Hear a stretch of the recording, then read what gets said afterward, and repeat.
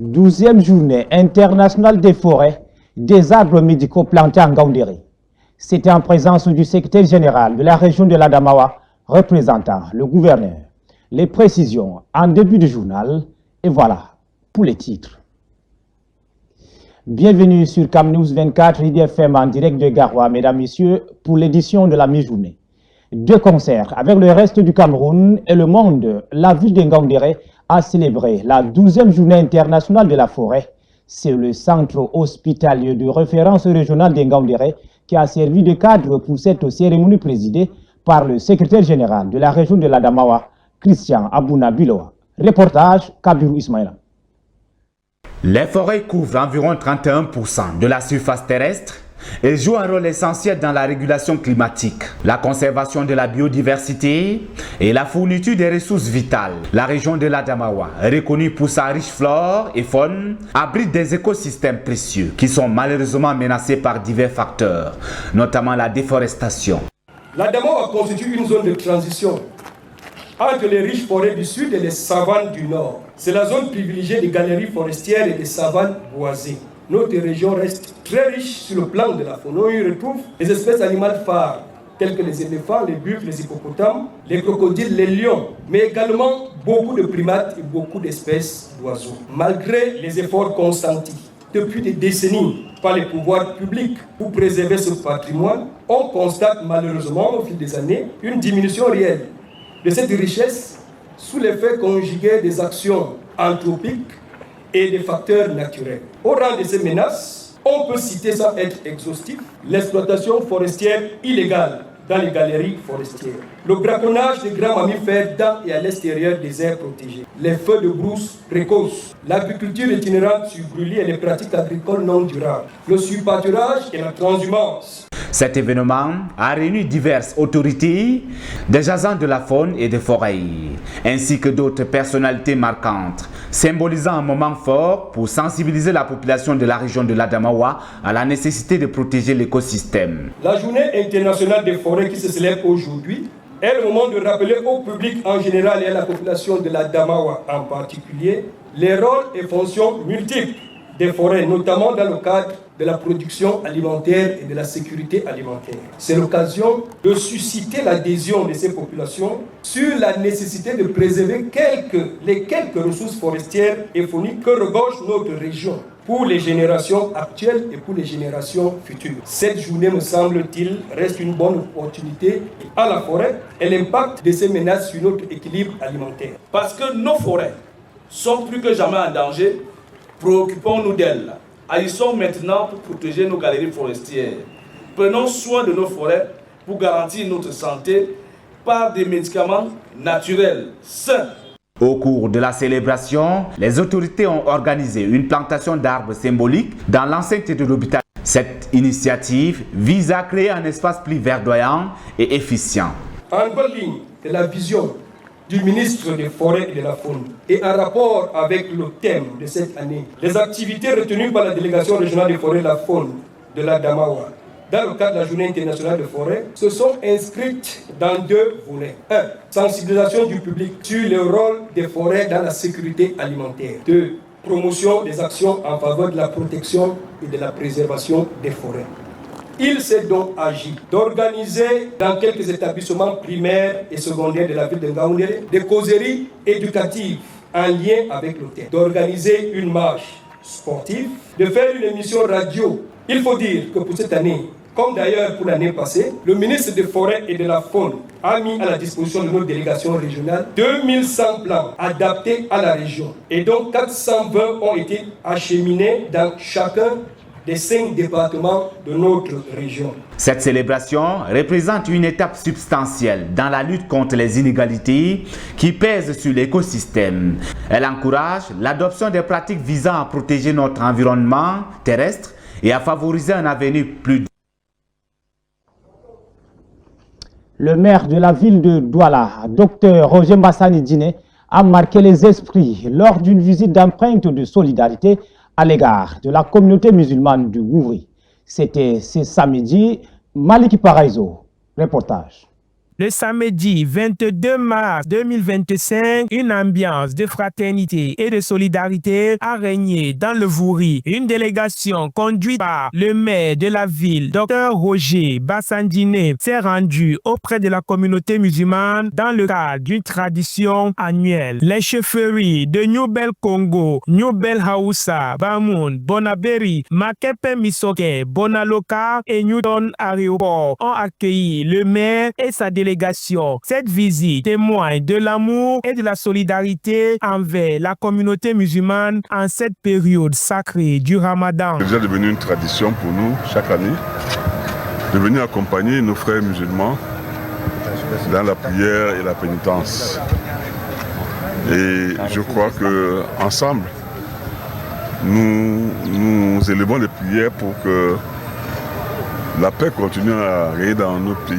Au cœur de cette initiative, une distribution de denrées alimentaires a été organisée. Un geste qui souligne la fraternité entre le maire et les membres de la communauté. C'est un monsieur vraiment noble et humble. C'est pas la première fois qu'il essaie d'aider la communauté. Sa Majesté Camille Tanko, chef de Bonaberi, a également exprimé son émotion face à cette belle initiative. Porte de la chaleur, un réconfort, une solidarité commune. Vous savez, nous sommes tous les descendants d'un même père qui est Abraham, donc nous sommes tous des frères. Donc lorsque nous voyons que nos frères viennent, et surtout le super-maire qui arrive dans notre circonscription, notre chefferie, pour communier avec nous, ça ne peut être qu'une satisfaction. Le maire satisfait de l'accueil chaleureux réservé par la communauté musulmane a rappelé l'importance de la paix. Content de voir que nos frères musulmans partagent cette vision et que dans la prière, ils appellent à ce que la paix, le développement, la prospérité soient au rendez-vous de notre pays. La communauté musulmane continue de prier pour la paix au Cameroun et pour son président, son Excellence Paul Biya. Ces moments de partage sont essentiels pour renforcer les liens entre les différentes communautés. Cette visite du maire Dr Bassandine Roger est un exemple fort d'engagement civique et d'harmonie sociale. Dans un monde souvent marqué par des tensions, des gestes comme celui-ci rappellent l'importance de la fraternité et du soutien mutuel. Parlons à présent du conflit russo-ukrainien. Le ministre de la Défense sonne l'alerte. Joseph Betty Assomo interpelle les responsables des unités de commandement sur les désertions au sein de l'armée au profit de ces conflits. Il faut stopper cette supercherie fatale et au plus vite. Voyons tout cela dans ces reportages que nous proposent Yves Ansel Moutadiofo et Gisle Kunga. Le conflit russo-ukrainien, bien que se déroulant en Europe, ne laisse pas indifférents les jeunes du continent africain. C'est le cas du Cameroun, où l'on soupçonne fortement certains membres des forces de défense qui quitteraient les rangs de l'armée pour aller combattre en Europe. Conscient des conséquences d'un tel scénario, le ministre délégué à la présidence chargé de la défense a interpellé les responsables des unités des forces de défense et de sécurité afin qu'une veille plus accentuée soit établie dans l'optique d'annihiler ces désertions. Suite aux informations concordantes et dignes de foi faisant état des départs clandestins de certains éléments, bien vouloir prendre en urgence toutes les dispositions appropriées en vue du contrôle resserré des effectifs dans vos rangs, a indiqué le patron de l'armée camerounaise dans un message porté signé le 13 mars 2025.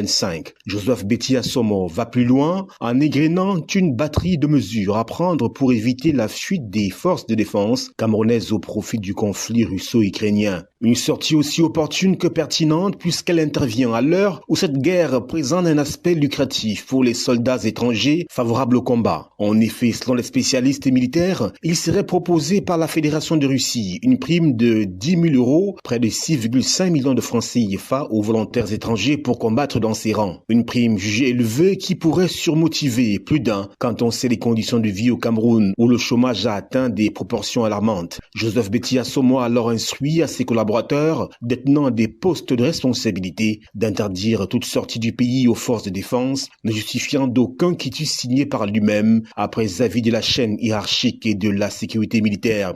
Quant à ceux déjà enrôlés dans les combats en Europe de l'Est, toutes les mesures réglementaires doivent être prises à leur encontre.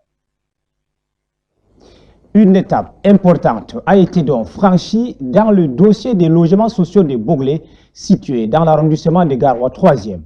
Le directeur général de la Société immobilière du Cameroun, Amadou Sardauna, y a conduit une visite de terrain en compagnie d'autorités administratives et municipales. Objectif, évaluer l'état des logements sociaux en vue de leurs attributions aux futurs occupants. Boubacar Adama. Garoua, une ville en pleine évolution.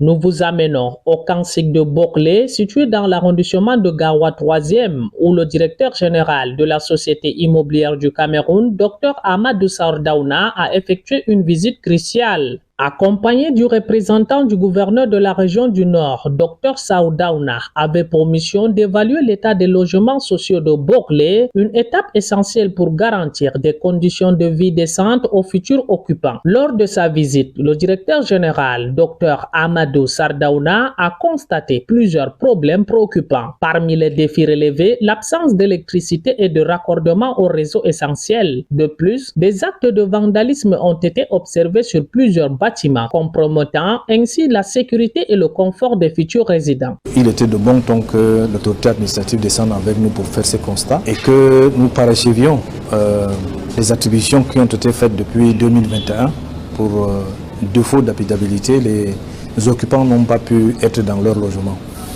Bon, aujourd'hui, on se satisfait du fait que nous avons parachevé complètement les attributions en ce jour. Il reste que les réserves faites par la SIC soient levées par le MINDU pour que dans 2 ou 3 mois que les occupants obtiennent leurs clés. Les conclusions de cette visite seront déterminantes pour établir un plan d'action concret. La Société immobilière du Cameroun, par le biais de son directeur général, s'engage à réhabiliter ces logements afin qu'ils puissent accueillir des familles dans les meilleures conditions possibles. La réhabilitation des logements sociaux est un enjeu majeur pour le développement de la ville de Garoua et la qualité de vie de ses citoyens. La Société immobilière du Cameroun, sous la houlette du directeur général Dr Amadou Sardauna, se mobilise pour transformer ces défis en opportunités. Les sports mis au service de l'intégration de la sous-région d'Afrique centrale. Les comités des pays de la CEMAC ont massivement assisté aux activités marquant la 16e édition de la journée de la CEMAC célébrée à Yaoundé. Reportage Mariam Moumini et Mohamed Salih. C'est-à-dire que le Tchad au Cameroun est chez lui, le Gabon au Cameroun est chez lui également. Pareil que le Cameroun, dans l'un des pays de la CEMAC se retrouve également chez lui. Donc on encourage l'intégration régionale et on promeut le fait que ce ne soit pas juste des mots ou des concepts, mais que ce soit une réalité. C'est un grand événement sportif qui a animé les artères de la capitale Yaoundé à l'occasion de la 16e journée de la CEMAC, édition 2025. Parmi les participants, on retrouve la direction de l'intégration régionale du Minépat, la représentation de la commission CEMAC, ainsi que la JS CEMAC et ses divers démembrements, incluant le club JS CEMAC de l'IRIC, le club JS CEMAC de l'Université de Yaoundé 1, l'ICEA et l'INJS. Cette initiative avait pour objectif de renforcer les liens entre les nations et de promouvoir l'intégration sous-régionale ainsi que le vivre ensemble au sein de l'espace CEMAC. Le rassemblement a débuté à 6 heures sur l'esplanade de l'immeuble Rose. L'itinéraire emprunté était l'immeuble Rose, pharmacie du Soleil, service du gouverneur, Nouvelle Pastos pour chuter au palais des congrès. En parallèle, une autre activité a également connu un succès remarquable, la Coupe de l'intégration qui s'est déroulée du 10 au 15 mars. Ce tournoi a réuni les jeunes de 6 États de la CEMAC et la finale a opposé le Tchad au Gabon. L'équipe tchadienne a triomphé avec un score de 2-0 lors d'un match disputé au stade Mateko de l'Université de Yaoundé 1.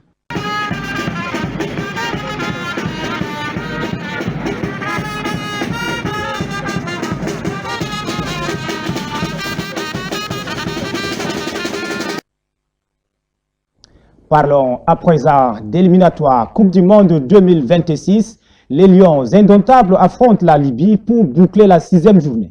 La conférence de presse d'avant-match a été marquée par mardi à Yaoundé par une sortie presque lunaire du sélectionneur Marc Brice. Plus tard, ce sont les joueurs qui vont donc s'inviter dans le show. Le compte rendu d'Ali Dida et Michel Ateba depuis Yaoundé. C'est un entraîneur confiant et rassuré qui s'est présenté devant la presse à quelques heures de la rencontre contre la Libye. Accompagné de André Onana, Marc Brice répond à toutes les questions liées à l'affiche de ce mardi. Cependant, le Belge, visiblement en colère sur une précision de l'attaché de presse de l'équipe au sujet d'une question, est sorti de lui. Je voudrais faire une ou deux précisions. Quand vous venez en conférence de presse, on ne sait pas qui va poser la question. Je suis libre de donner le micro à qui je veux. Ici, le patron, c'est moi. Je fais mon travail. C'est moi qui gère la conférence de presse. L'entraîneur ou le joueur répond aux questions. Monsieur Franck-Éric Zifo, vous avez la parole. Bonsoir et merci monsieur. Laisse-moi ajouter quelque chose. Moi je suis le patron sur le banc, mais il y a toujours des autres sur le banc. Alors... La question de la présence ou pas de l'assistant Joachim Mounonga était l'une des préoccupations des joueurs et des journalistes. Aux environs de 23 heures, le capitaine Vincent Aubakar et ses coéquipiers font une sortie sous forme de déclaration. Mes chers officiers des Lions de l'Indomtable, chers compatriotes, c'est avec une émotion profonde et un véritable esprit d'humilité que nous, joueurs de la sélection nationale camerounaise, les Lions de l'Indomtable, nous choisissons aujourd'hui de prendre la parole. Ces messages proviennent du cœur, car nous savons être non seulement les porte-drapeaux de notre nation sur le terrain, mais aussi les soldats du peuple camerounais, gardiens de l'héritage et du patrimoine que représente le football dans notre pays.